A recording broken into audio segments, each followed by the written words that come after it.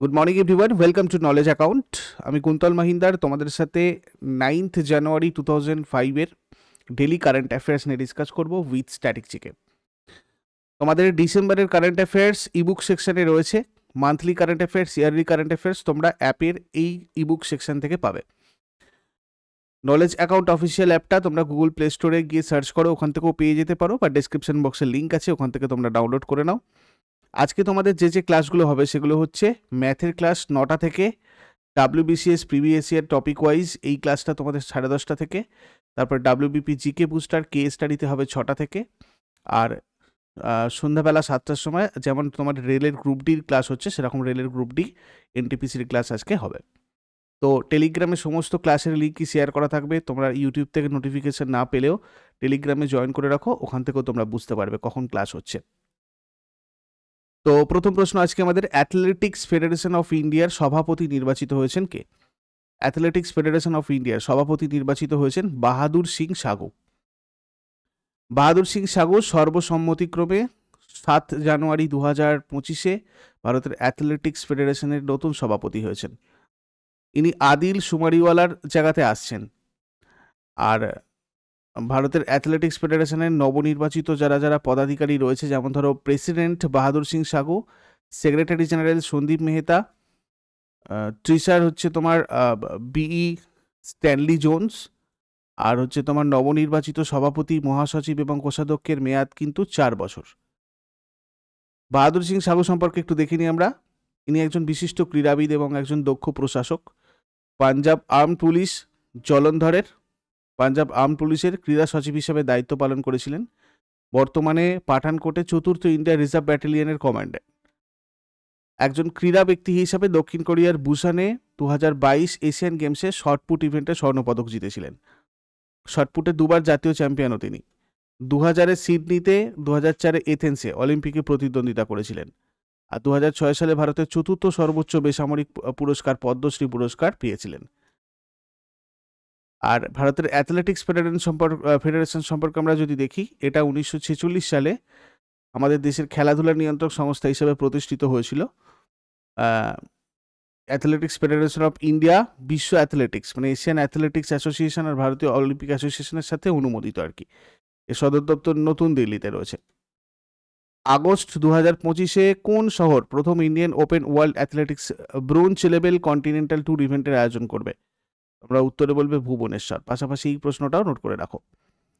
Indian space research অর্গানাইজেশনের 11তম chairman হিসাবে কে নিযুক্ত হয়েছেন? ইসরোর 11তম চেয়ারম্যান হলেন ভি নারায়ণ। ভারত সরকার একজন সিনিয়র ভারতীয় মহাকাশ সংস্থা বিজ্ঞানী ভি নারায়ণকে ইসরোর 11তম চেয়ারম্যান আর মহাকাশ বিভাগের সচিব হিসাবে নিযুক্ত করেছে। তিনি বর্তমান চেয়ারম্যান এস সোমনাথের জায়গাতে আসছেন এবং 14 জানুয়ারি 2025 তারিখে দায়িত্ব গ্রহণ করবেন।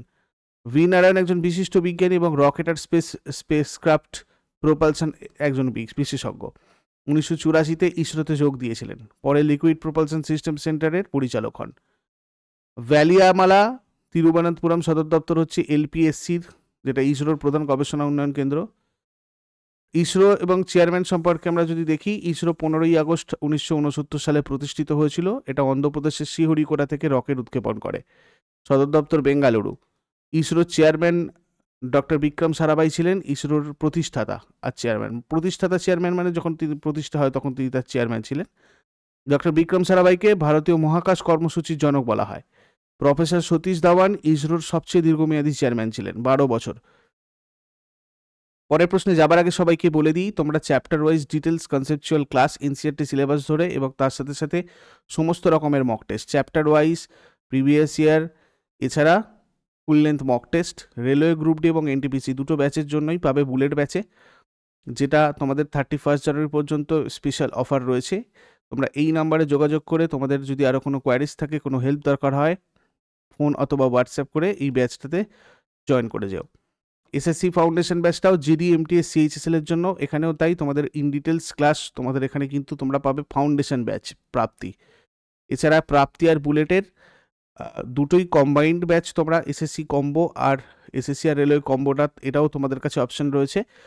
আর যারা WBP KP SI বা কনস্টেবলের প্রিপারেশন নিচ্ছ, পরিবর্তন ব্যাচটা তোমাদের জন্য গোল্ডেন ব্যাচ। এখানে তোমাদের অলরেডি 100% সব কিছুটা কমপ্লিট হয়ে গেছে। ফুল লেন্থ টেস্টও তোমাদের দেওয়া আছে, তোমরা গিয়ে চেক করো।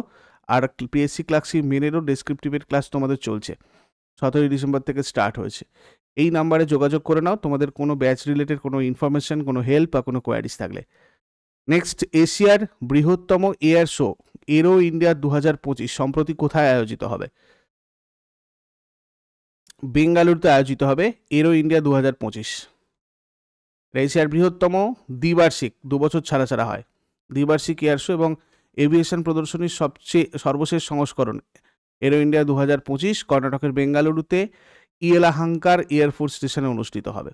এরো ইন্ডিয়া শো এর 15তম সংস্করণ 10 থেকে 14 ফেব্রুয়ারি 2025-এর মধ্যে অনুষ্ঠিত হবে। আর এরো ইন্ডিয়া শো এর প্রথম সংস্করণ 1996 সালে ইয়েলাহাঙ্কা এয়ারফোর্স স্টেশনে বেসে আয়োজিত হয়েছিল। আর শেষ 14তম সংস্করণটা 2023 সালে একই জায়গায় অনুষ্ঠিত হয়েছিল। এরো ইন্ডিয়া মহাকাশ এবং প্রতিরক্ষা সক্ষমতায় ভারতের বৃদ্ধি প্রদর্শন করবে।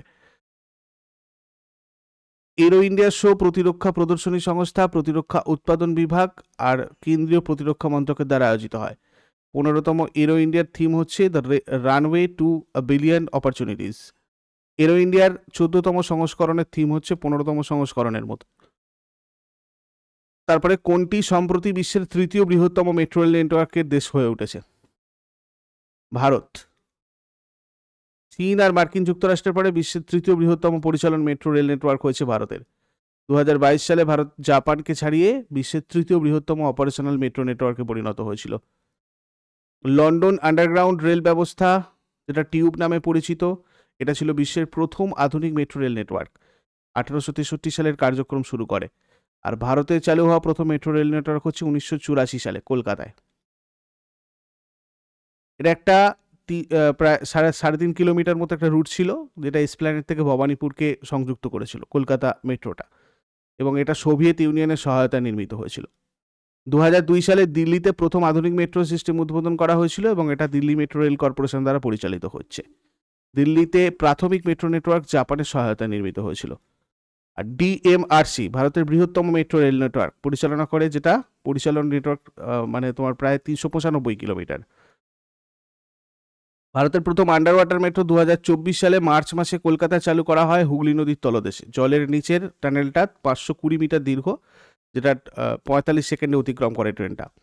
বর্তমানে মেট্রো রেল পরিষেবাগুলো 11টা রাজ্য, 23টা শহরে 1000 কিলোমিটার রুট কভার করে চালু হয়েছে। তারপরে পঞ্চায়েত টু পার্লামেন্ট 2.0 উদ্যোগকে উদ্বোধন করেছেন ওম বিড়লা, এটা উদ্বোধন করেছেন।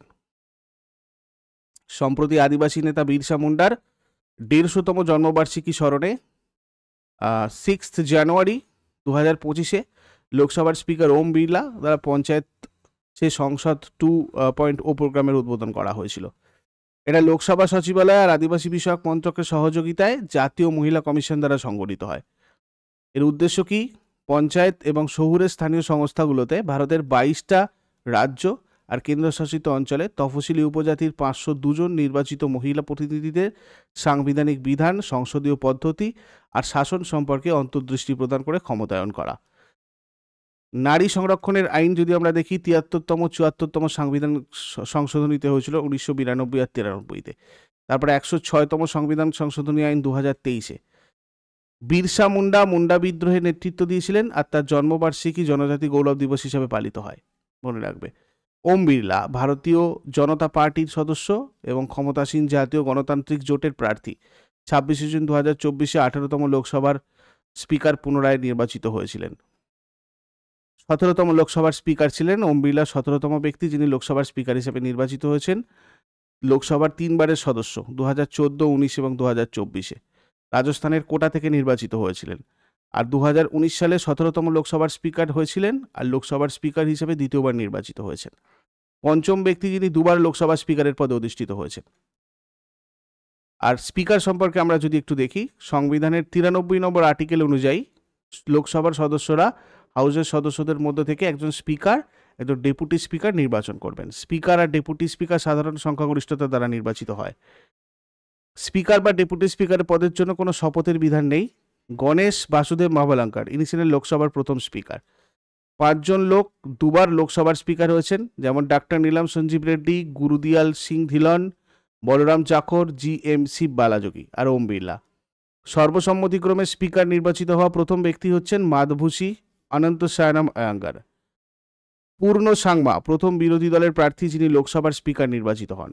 1996 সালে কংগ্রেসের দলের অন্তর্ভুক্ত ছিলেন এবং জনতা দলের নেতৃত্বাধীন যুক্ত ফ্রন্ট সরকার ক্ষমতায় ছিল। তেলেগু দেশম পার্টির জিএমসি বালাযোগী হচ্ছেন সর্বকনিষ্ঠ এবং প্রথম দলিত ব্যক্তি যিনি লোকসভার স্পিকার হয়েছেন।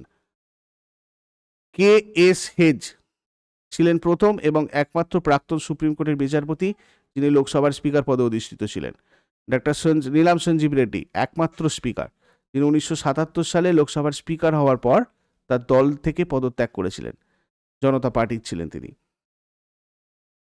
এবং ডক্টর নীলাম সঞ্জীব রেড্ডি একমাত্র লোকসভার স্পিকার যিনি ভারতের রাষ্ট্রপতিও নির্বাচিত হয়েছেন। কংগ্রেস দলের মীরা কুমার ইনি হচ্ছেন প্রথম মহিলা যিনি লোকসভার স্পিকার হয়েছেন। স্পিকার হিসাবে দীর্ঘতম মেয়াদ ছিল 9 বছরের বেশি সময় ধরে বলরাম জাখরের। স্পিকার হিসাবে সংক্ষিপ্ততম মেয়াদ ছিল নীলাম সঞ্জীব রেড্ডির, 1977 সালে মাত্র 109 দিন। লোকসভার স্পিকার দেখো সংবিধানের 93 ধারায় বলা রয়েছে স্পিকার আর ডেপুটি স্পিকার সম্পর্কে, তাদের নির্বাচনের বিধান রয়েছে এই আর্টিকেলগুলোতে। তাকে কোনো একটা কক্ষের সদস্য হতে হবে, তিনি মানে লোকসভা সদস্যদের মধ্যে থেকে নির্বাচিত সকল সদস্যদের সাধারণ সংখ্যাগরিষ্ঠ আর ভোটদানের মাধ্যমে নির্বাচিত হন স্পিকার। তার পদের মেয়াদ 5 বছর। তিনি একটি যৌথ অধিবেশন চলাকালীন সংসদের 2 কক্ষের দায়িত্বে থাকেন। ভারতীয় সংবিধানের বিধান, লোকসভার কার্যপ্রণালী আর কার্য পরিচালনার নিয়ম আর সংসদীয় নজিরগুলোর বিষয়ে কক্ষের জন্য ব্যাখ্যার চূড়ান্ত কর্তৃপক্ষ। যদি কক্ষের 10% সদস্য অনুপস্থিত থাকে তবে তার অধিবেশন মুলতবি করার বা কার্যধারা স্থগিত করার উল্লেখ করার ক্ষমতা রয়েছে। এটাকে বলা হয় কোরাম। নীলাম সঞ্জীব রেড্ডি আর গুরুদয়াল সিং ভিডিল্লো এরা ছিল দুজন স্পিকার যারা তাদের কার্যকাল সময় চলাকালীন লোকসভা থেকে পদত্যাগ করেছিলেন। জিবি মাভালাঙ্কার প্রথম, বর্তমান ওম বিড়লা। আর শ্রীমতী মীরা কুমার ইনি হচ্ছেন প্রথম মহিলা।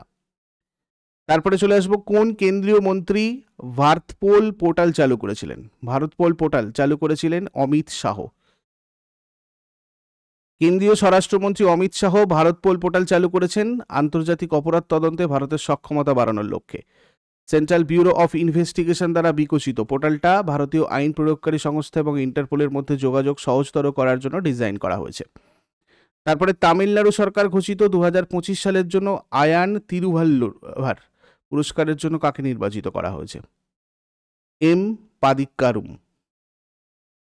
তামিলনাড়ু সরকার আন্না পুরস্কার, মহাকবি ভারতীয়ার পুরস্কার, থানথাই পেরিয়ার পুরস্কার, আনাল আম্বেদকর পুরস্কার, 2024 সালের জন্য মুথামিজ আরিকনার কালাইগনার পুরস্কার আর 2025 সালের জন্য আয়ান তিরুভাল্লুভার পুরস্কার ঘোষণা করেছে।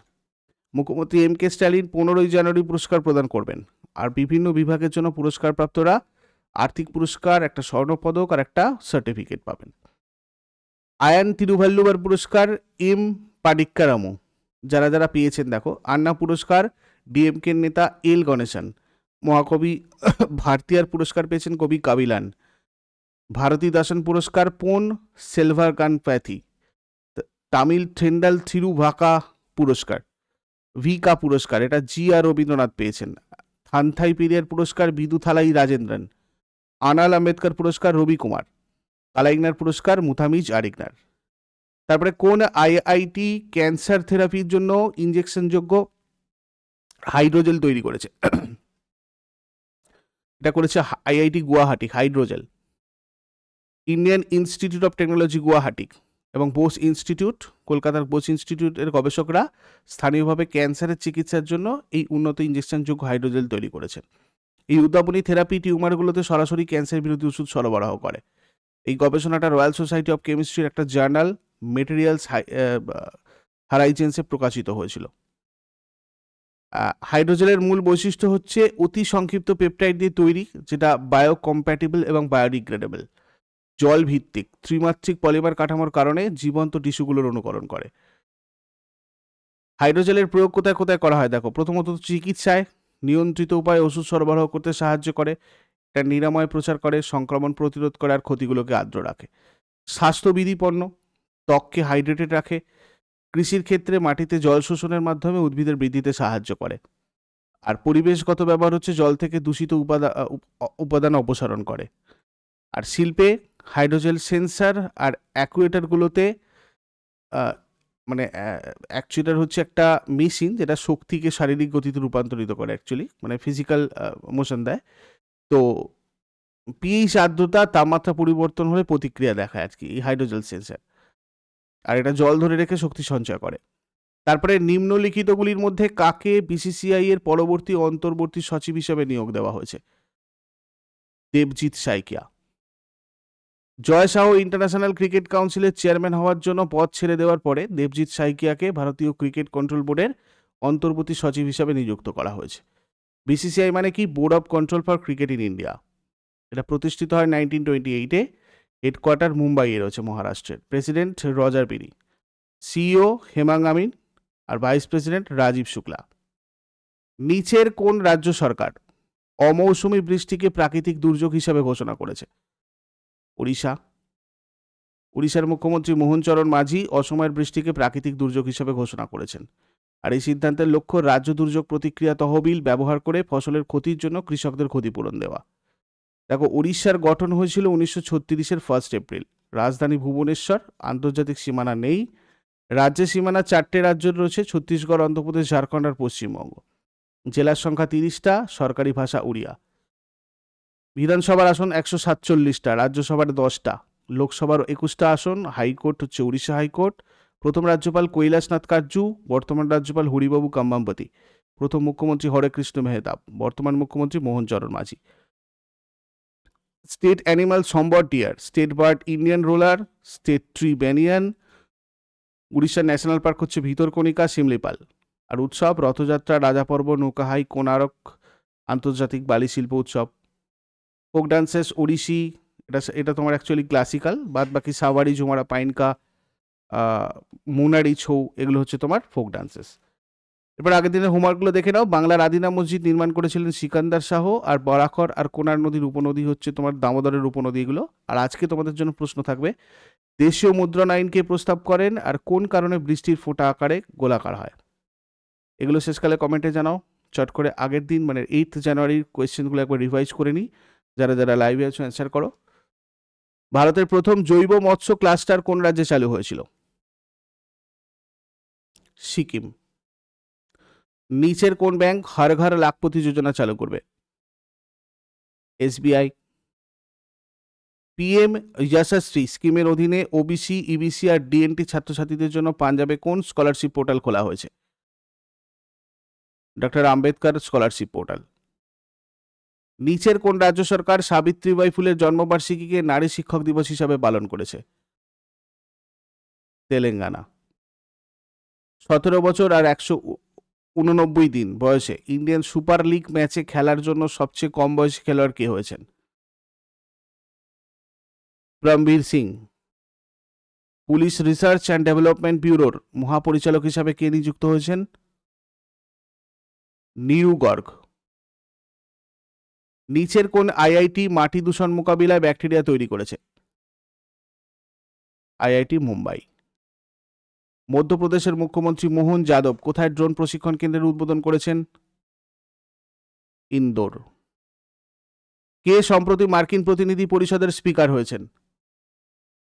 Mic Johnson. ভুবনেশ্বরে আদিবাসী মেলা চলাকালীন উড়িষ্যার মুখ্যমন্ত্রী মোহন চরণ মাঝি কোন প্রকল্প চালু করেছিলেন? শহীদ মাধব সিং হাত খরচা স্কিম। এগুলো ছিল আগের দিনের কোয়েশ্চেন। ইউজফুল বলে মনে হলে লাইক করো, শেয়ার করো, কমেন্ট করে ফিডব্যাক জানাও। আর প্রতিদিন সকাল 6টার সময় ডেইলি কারেন্ট অ্যাফেয়ার্সের আপডেটের জন্য নলেজ অ্যাকাউন্টকে সাবস্ক্রাইব করে বেল আইকন প্রেস করে অলে ক্লিক করে নাও। Thank you so much, take care, have a great day.